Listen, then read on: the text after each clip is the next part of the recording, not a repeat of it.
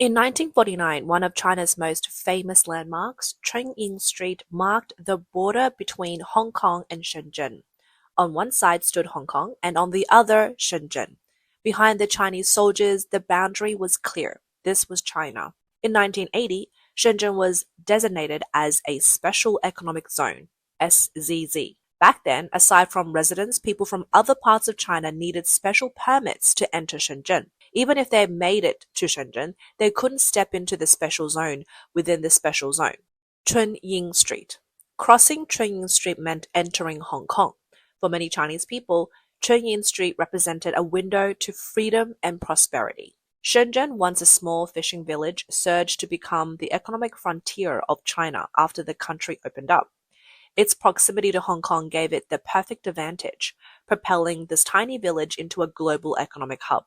However, the place once celebrated as a symbol of China's miraculous reform and opening up, known as Asia's Silicon Valley, is now standing at the precipice of an economic crisis. It's facing an unprecedented challenge. Foreign companies are pulling out, the manufacturing sector is shrinking, high-tech industries are facing setbacks, unemployment is rising, and even the streets are seeing a growing number of homeless people. So what exactly is happening in Shenzhen? As 2025 approaches, Shenzhen's economic data paints a grim picture. Key indicators like investment and exports are all on a downward spiral. Is this just a temporary adjustment, or has Shenzhen entered a prolonged period of decline? What does the future hold for this once thriving city? Shenzhen, once the powerhouse of China's export economy and the leading city in Guangdong province, has long been a hub for foreign investment, technological innovation, and private enterprise. It's been a barometer for China's overall economic direction. So, the struggles Shenzhen faces today are not isolated. They reflect deeper structural issues within China's economy. Perhaps it's because Shenzhen grew so rapidly in the past that its current downturn is now particularly striking. For years, Shenzhen has been the driving force of China's economy. If the engine is slowing down, it's easy to imagine how the rest of the cities might be faring. Let's start by looking at the crucial manufacturing sector. Shenzhen has long been a key manufacturing base for China, but now the engine seems to be stalling. According to the latest data from the Statistic Bureau of Shenzhen Municipality, in the first 5 months of this year, industrial growth was only 3.5%, a drop of 8.8% compared to the same period last year. Profits continue to decline. In June 2025, profits from China's large-scale industrial enterprises dropped 4.3% year-on-year, with May seeing a sharper decline of 9.1%. Overall, profits for the first half of the year fell by 1.8%. These figures are likely beautified to some extent. The real situation might be even worse. Just like how the Chinese government claims a 5.3% GDP growth for the first half of the year, such figures are insulting to the intelligence of the public. Even with these polished numbers, the situation is dire. There is no longer just a problem for a single company. The entire industry is in the midst of a winter. Once booming sectors like the new energy industry are now dragging Shenzhen down. Lithium batteries, solar panels, and electric cars, fields that were hot just a few years ago, are now plagued by overcapacity, plummeting prices, and mounting losses, pulling the whole city into a downturn. China's three economic engines, investment, exports, and consumption, are all struggling in Shenzhen. On the investment front, fixed asset investments in Shenzhen dropped by 9.2% year-on-year in the first 5 months of the year, with the growth rate falling by 18.3 percentage points compared to last year. Exports are similarly weak, falling by 8.6% from January to May. As for consumption, it seems to have grown on the surface. Retail sales of consumer goods grew by 4.7%, and the commodity retail increased by 5%. However, this growth was mainly driven by government subsidies focusing on consumer goods like home appliances and cars. Once these subsidies are withdrawn, a decline in consumption is almost inevitable. The restaurant industry without subsidy support saw a merged growth of just 1.8%. This nominal growth couldn't offset rising costs in rent, ingredients, and labor. Many restaurants have closed due to operational difficulties, showing that actual consumer activity is far weaker than the numbers suggest. An even heavier reality is that the trend of foreign capital fleeing Shenzhen has significantly intensified since 2022. Particularly the large tech manufacturing companies' departures have shaken the foundation of Shenzhen's industries. After the pandemic, there was talk of a revenge consumption boom, with many predicting an economic recovery. However, Shenzhen didn't experience this revival. Instead, geopolitical tensions and the escalating trade war between China and the US, alongside further human rights violations, suppression of free speech, and the arbitrary arrest of foreign citizens, have eroded foreign investors' confidence in China. Along with broken manufacturing supply chains, a shrinking service sector, and widespread factory closures, a wave of unemployment has swept across the city. Shenzhen, once the dream destination for so many, has changed. It was once China's youngest city with a population of over 10 million, a place where people came to make their fortunes. But now, parts of the city have become eerily quiet at night, with more and more homeless people appearing in places like under bridges and behind office buildings. What's even more surreal is that in the Chinese Communist Party's CCP narrative, Shenzhen is still portrayed as a vibrant and opportunistic place. But the reality of the city today is that it's running out of steam. Today's Shenzhen is caught in a real-life drama of stark contrast. Once a symbol of wealth and speed, Shenzhen is now crying out that it's running out of money. In February of this year, the Finance Bureau of Shenzhen Municipality announced that in 2024, general public budget income had dropped by 4.8%. This is a staggering figure, not because of the drop itself, but because it marks the first decline in 24 years. Since Shenzhen's establishment in 1979, except for the year following the 1989 Tiananmen Square protests, the city has seen continuous growth in public budget income until now. This long-standing growth streak has now been shattered. The public budget income mainly comes from taxes. In 2024, Shenzhen's total revenue was 391.4 billion yuan, with 326.5 billion yuan coming from taxes, accounting for over 80%. However, this tax revenue was 20 billion yuan less than the previous year. The major reason for the decline is fiscal income is the sharp drop in tax revenue, signaling that corporate profits are shrinking and the overall economic momentum is waning. This number may still be beautified. The actual decline might be even worse than reported. Another alarming signal comes from the Class A office buildings. These prestigious buildings, home to multinational companies and major enterprises, are now seeing a vacancy rate of 27.8% in the first half of this year. To attract tenants, building owners have been forced to lower rents. In the first quarter, the average rent fell by 5.3% compared to the end of last year. This isn't just a real estate issue. It's not merely about oversupply. The deeper cause is the mass exodus of companies, revealing a growing lack of confidence in the economic outlook. When the wealthier cities start running out of money and the most desirable areas become empty shells, it's no longer just a Shenzhen crisis. This could very well be the harbinger of the next major storm for China's economy. Guangdong has always been an important engine of China's economy, with Shenzhen being its heart, but now this heart is beginning to tremble. Shenzhen, once a model city imitated by other cities across the country, is now facing serious challenges.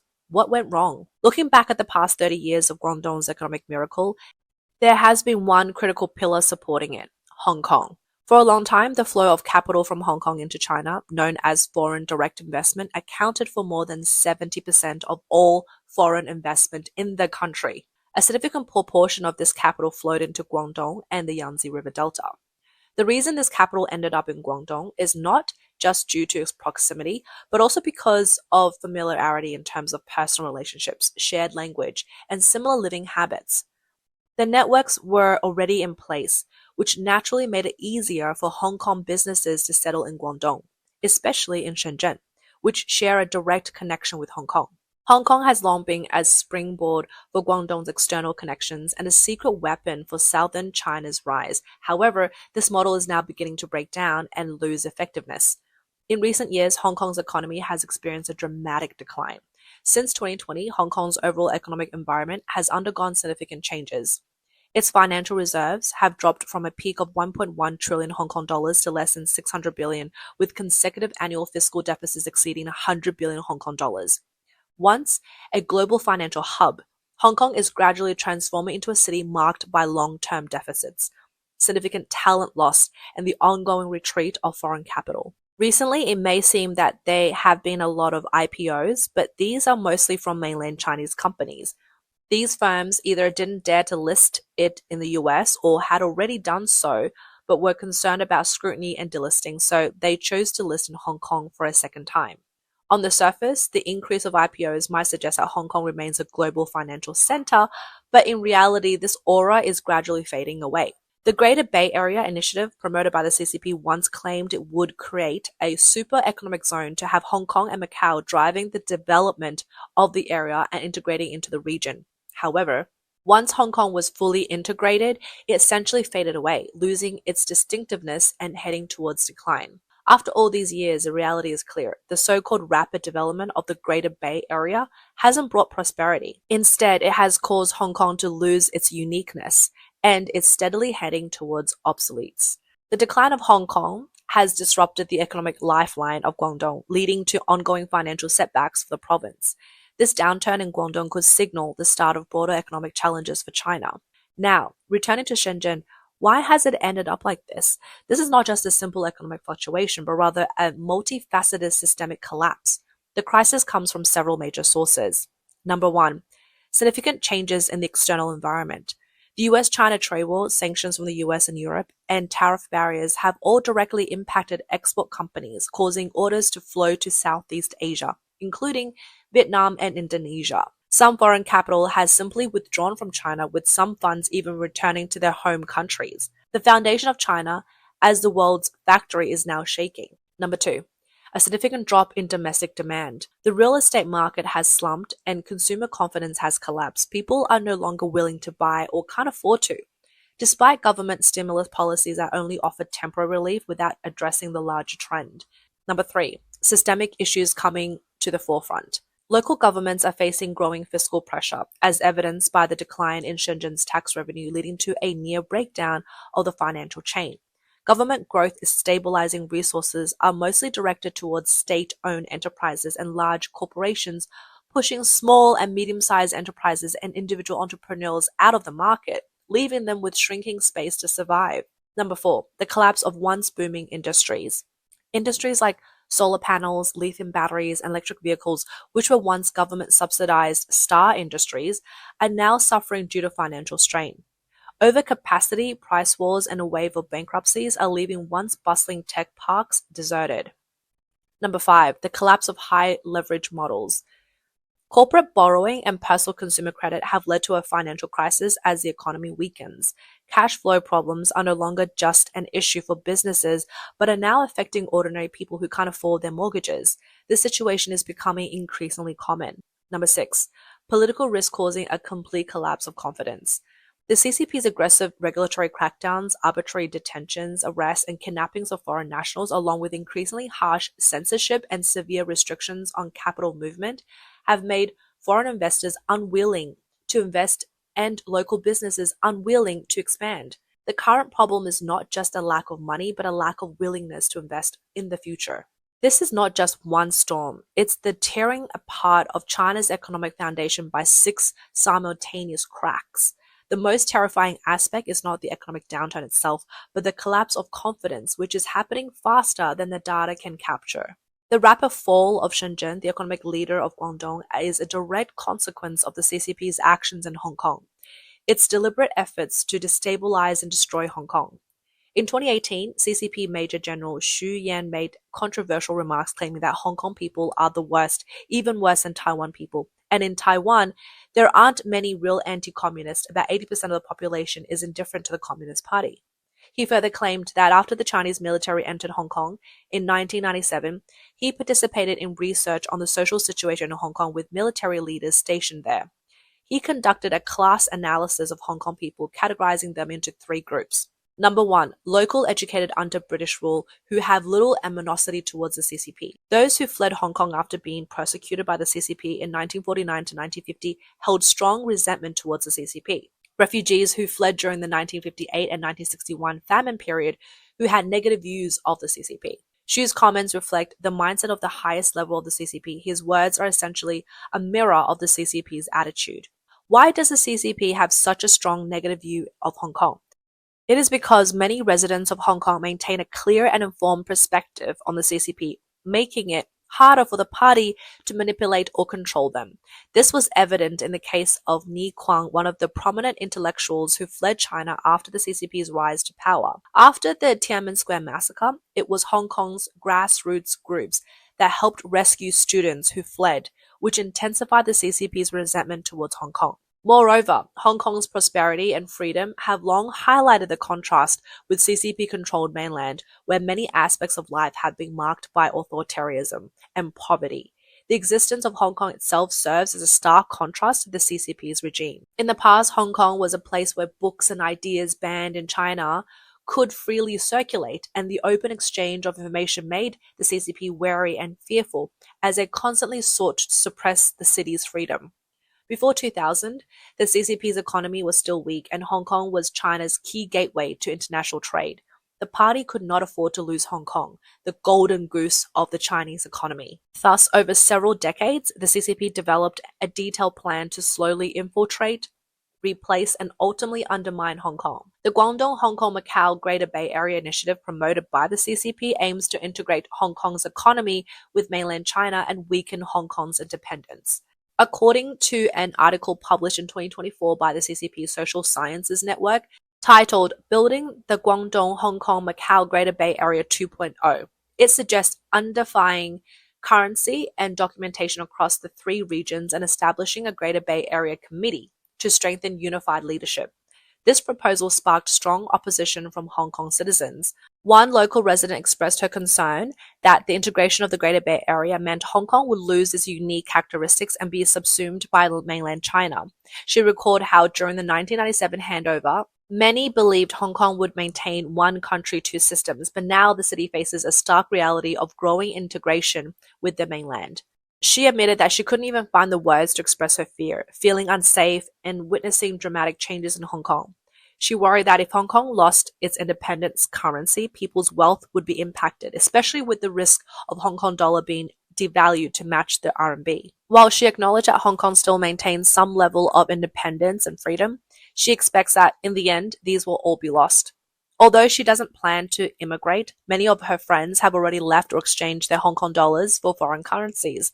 Families with children in particular no longer want to stay in Hong Kong for future development.